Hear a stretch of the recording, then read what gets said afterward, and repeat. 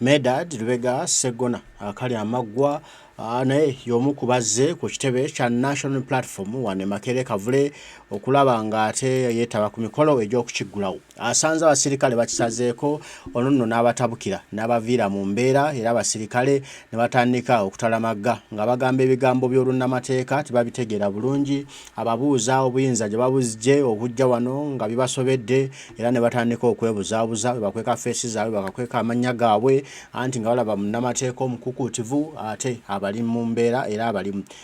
Njagala okkirize tulabe ki ekigenda mu maaso. Abasirikale bano Medad Lubega Ssegona bamututte wano ebbali bamugambye ekira basazeewo ki okulaba nga ekibiina ekitebe kyakyo kiggwawo leero oba tekiggulwawo katubirabe.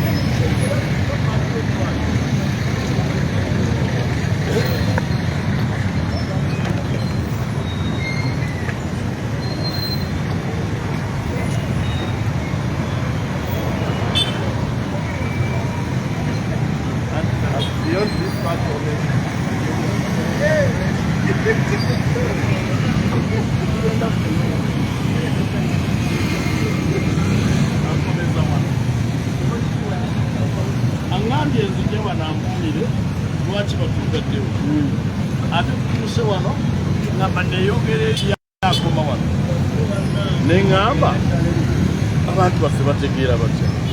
Agambye mbu tujja ofiisi twegiggulewo enkya lwasazeewo nembuuza kati yakolanga ani mu kibiina kyaffe talinawo ofiisi si mmemba tumumanyi mmemba wa NRM kati ate atubuulira atya diro tulina okugula ofiisi yaffe. Anyway, bisigaddewo mujja tusanga ekamwe. Well, he told me I should come here and he tells me when we should open up our office. And when we reached here, I said I should continue. We should open the office tomorrow. I asked his position in NUP, it is 0. This guy who is a member of NRM, I hear Natukolaje. Uyu Natukunda, inya lya bakazi. But anyway, you'll find us in Kamocha. Thank you.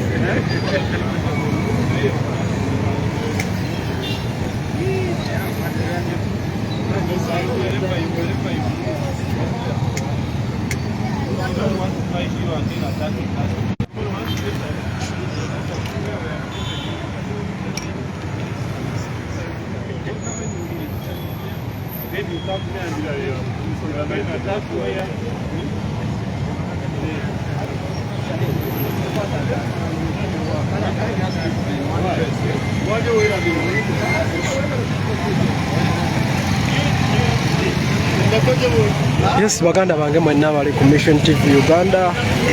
Kino kyekiri kitebe ekamo kya ssaawa zino. Ekiri ku kitebe ekamo kya ssaawa zino.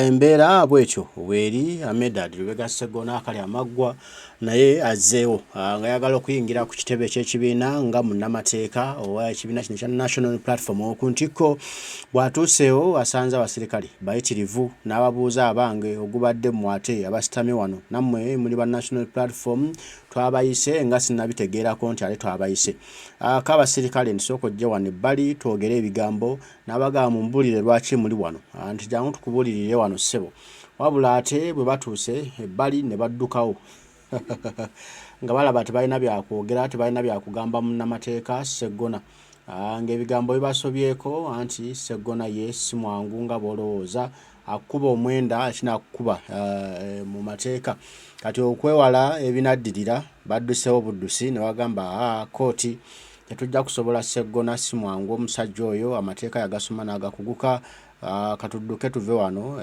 tatuleetera ebizibu ne batugoba ku mirimu ate n'ensi yonna ne tutegeera nti nno ffe twalemesa ekitebe kya National Platform okuggulwawo n'olwekyo ne badduka ne bamuleka nga naye akyatema empenda okulaba ekibiina kino kigenda kuggulawo kiti ekitebe kyakyo era ng'agumizza nti bano beerimba ekibiina ekitebe kino kigenda kuggulwawo basaaga na muliro eryanda lyokya wano wa National Platform era ekibiina kino kiri mu mateeka kale katubirabe tulabe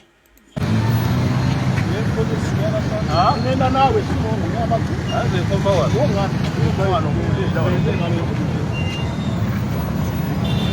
why do you want to run?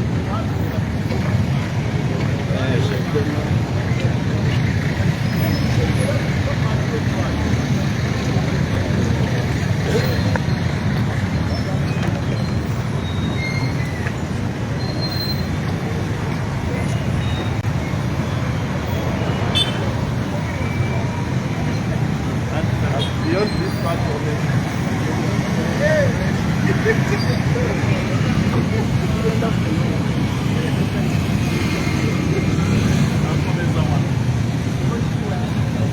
Angambye nzije banambulire lwaki batugaddewo ate tutuuse wano ngamba neyongera eryakoma wano neŋŋamba abantu baffe bategeera batya agambye mbu tujja ofiisi twegiggulewo enkya lwasazeewo nembuuza kati yakolanga ani mu kibiina kyaffe talinawo ofiisi si memba tumumanyi memba wa NRM kati ate atubuulira atya ddi lwe tulina okugula ofiisi yaffe anyway bisigaddewo mutujja tusanga ekamwe.